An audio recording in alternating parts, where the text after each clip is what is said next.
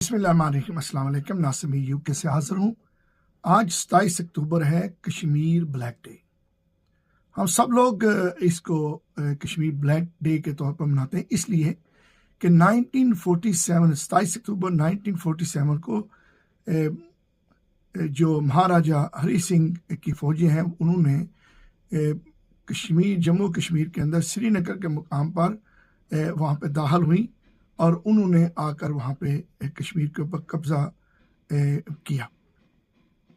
1948 में United nation के अंदर रेजोल्यूशन पास हुई कि कश्मीरियों को हक होगा, हक दे दिया जाएगा ताकि वो अपनी डायरेक्शन का, अपनी मंजिल का तयन खुद करें।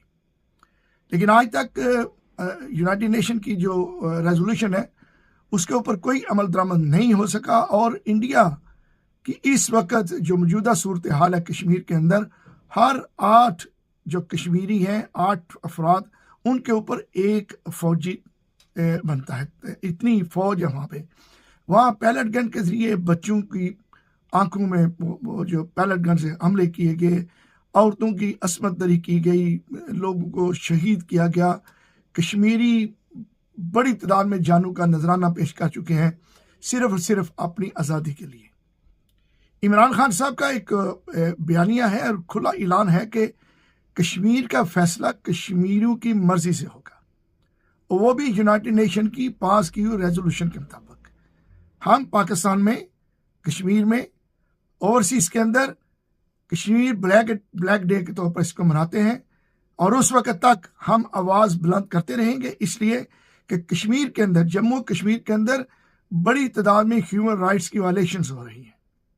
हम अपने कश्मीरी भाई बहनों के साथ हैं, उनके साथ पूरी हमदर्दी रखते हैं और हम 27 अक्टूबर को ब्लैक डे के तौर पर मनाते हैं।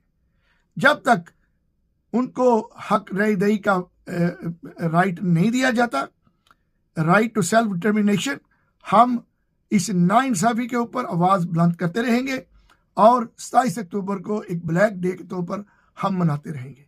हम कश्मीरी बहन भाइयों के साथ हैं, हमारी हमदर्दियाँ दिलो जान से आपके साथ हैं, आप अकेले नहीं हैं।